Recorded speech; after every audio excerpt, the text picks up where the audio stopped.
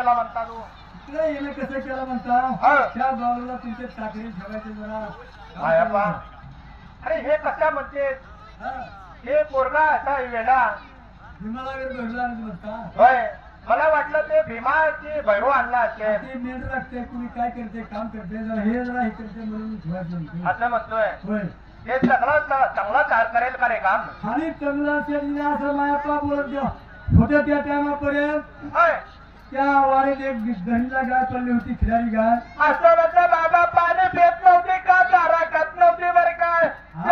शेडजीचं आणि मायापा पिल्यात बोलणं होतं तेवढ्यानं एवढा बाळू मामा ना बरं काय? अगदी त्या गायीच्या समोर गेले तर काय लागले होते बोलायला गाईला? मकाचा बोळ हातात घेतला, तिला लागले होते म्हणा बाई 30 कोटी दिवस तुझ्या पोटात उपाशी मारू लागले, तू ही मकाचा मोड खा, पडू नको. असं तर बरं का 8 दिवस अन्न खाल्लेलं नव्हतं का, पाणी पिण्याला नव्हतं गाईना? अगदी टणटणीत गाय उठली आणि ती मकाचा मोड खाल्ला, हाय ना कवळीला आला जाऊन गेला.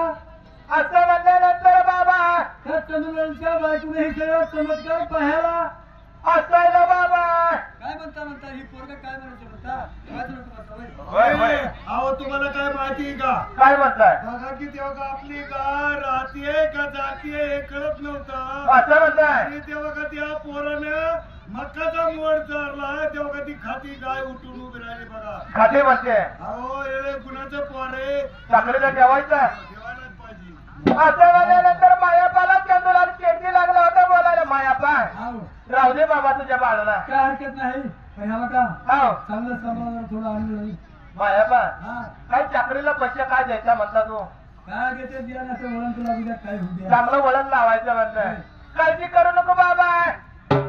असं म्हणल्यानंतर बाळू मामा बर का चाकरीला राहिलेला असायला. आणि देवासारखा देव आहे, देव यावा, देवासारखा देव या देवा यावा, देवासारखा देव आहे, देव यावं, देवासारखा देव आहे, देव यावं. जैवंत वाड्याला वाड्या लावा, सगळ्यांच्या वाड्याला वाड्या लावा, जैनाच्या वाड्याला वाड्या लावं, जैनाच्या वाड्याला वाड्या लावं, जैनाच्या वाड्याला वाड्या लावा, सगळ्याला करायला करायला वा. जैनाच्या वाड्याला वाड्या लावं, संसाराला करायला करायला लावं. नितीला देवाला देवाला वा, सगळ्याला करायला करायला वा. नीतीला देवाला देवाला लावं, चाकरीला करायला करायला लावं. तुंबराला मांडायला मांडायला वा, मला तुझ्या मोराचा मोराचा वा.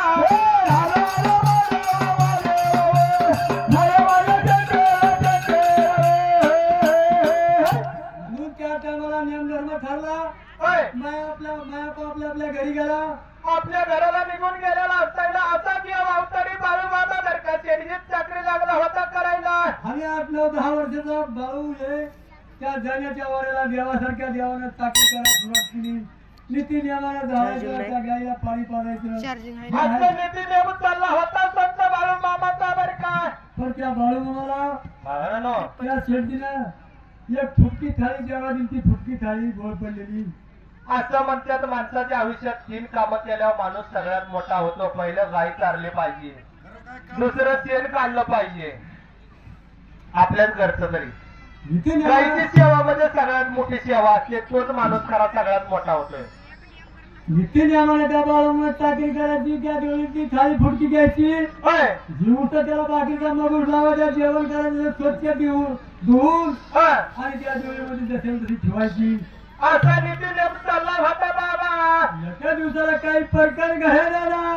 कोणी आया क्या दिवस दिवा, कोणी आया क्या दिवस दिवा, कोणी आया त्या दिवशीवर, कोणी आया त्या दिवशीवर, कोणी आया क्या दिवस दिवा, कोणी आया क्या दिवस दिवा.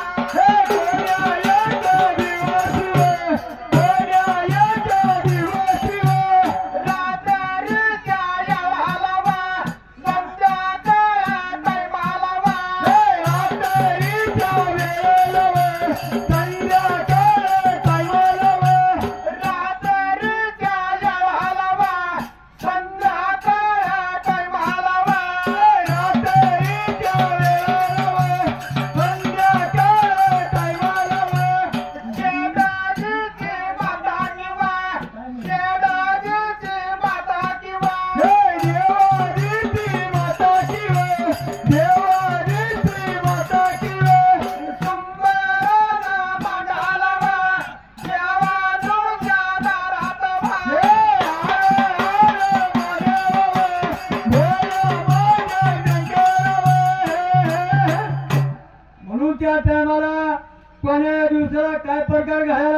फुटक्या बाळाच्या टायमाला अंधारात असायला होय.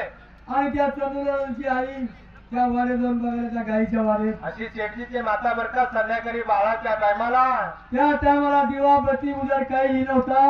आणि आता त्या बर का बाळू मामा झोपलेल्या जागेला बर का उजेड कसा आला म्हणून बर का गोट्याच्या बाजूला गेलेली असायला. आणि त्या फुटक्या चालतून त्या जाण्याचं देवस्थान त्याला बघे भगवान महावीराचं दर्शन झालेलं असायला. आणि ती थाळी त्या म्हातारीने उचलली. उचललेली असायला प्रेमानं हुंड्याला लावली नमस्कार केलेला असायला. दर्शन घेतलं म्हणले काय ह्या बाळाचा चमत्कार. होय. त्या फुटक्या थाळीत देवस्थान आमचं दिसायला लागले. आता कोणतरी हे लहानताना बाळ म्हणजे साधा नाही बरं का साधा जे नाही. अवतारी बाळ आहे असं म्हणून बरं का त्या म्हातारेनं ती जेवणाची थाळी आपल्या देवाऱ्यामध्ये